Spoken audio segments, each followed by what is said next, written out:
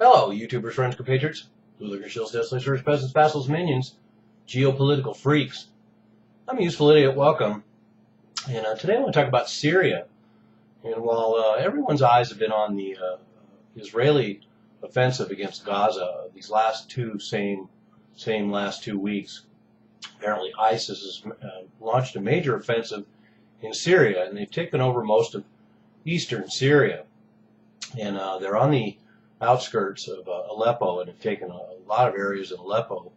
And no surprise, we're seeing a lot of equipment that they confiscated from Iraq. So we're seeing lots of Humvees, captured tanks, and artillery being used in this offensive. And interestingly, the El Nusra Front is now finding themselves outgunned and outnumbered by ISIS. ISIS apparently has committed 5,000 troops to this offensive, and they've taken over the Deir Azor province. I'm sure I'm pronouncing that wrong. They've taken that from the El Nusra Front, and in fact apparently executed the rebel commander of El Nusra Front in that region. So now we find all the other opposition groups in Syria melting away. They're either fleeing or they're joining ISIS. And so at some point, we're not going to have any other opposition against the Syrian government and Assad other than ISIS. And right now, ISIS has spent the better part of the last year, fighting the opposition, Al Nusra Front and the Kurds, and not so much the Assad government. Apparently they want to consolidate their position before making the final assault.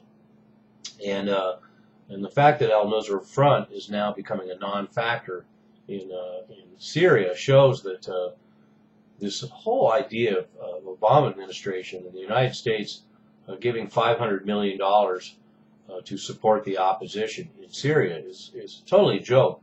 It was a joke before because we have the United States and Turkey and Saudi Arabia and Israel and all the other bad actors that are lined up to fund, arm, and train these opposition in Syria, and now their new plan is after that the original plan failed for the last 10 years.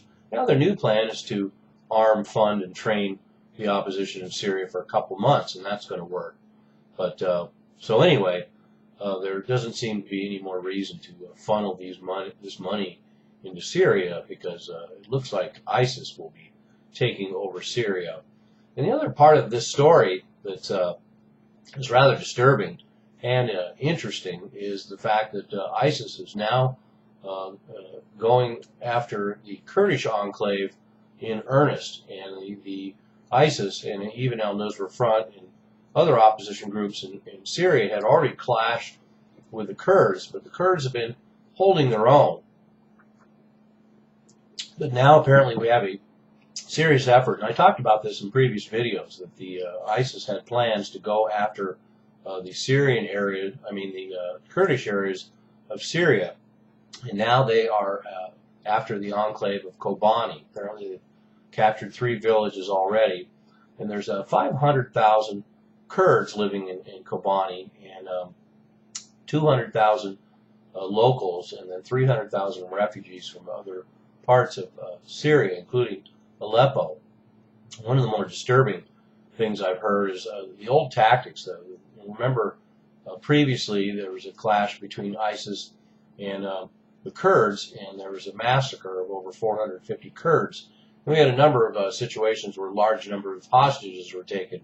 Well, we see that again with 400 Kurdish hostages taken a month ago, including 133 school children. And the fate of the hostages in negotiations are too sketchy to say anything about right now. But ISIS has been, like I say, has been fighting Al Nusra and Kurds for the last year, and interestingly have killed supposedly 7,000 rebels. So an interesting dynamic that we have 2 opposition groups or more operating in Syria, and we have ISIS, one of the groups, killing off 7,000 of the opposition against the Syrian government.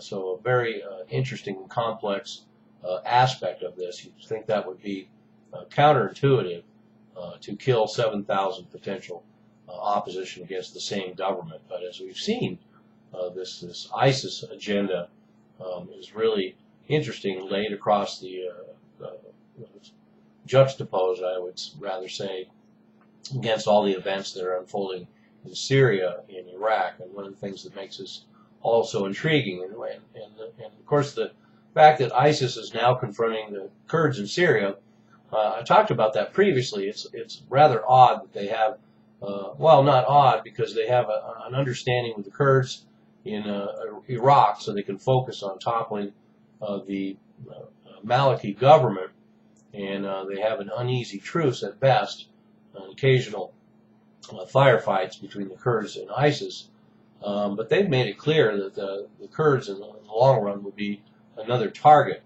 They may certainly make that clear in Syria, and that's an interesting aspect of this, and one of the reasons why any truce with ISIS certainly is nothing to be put your faith into.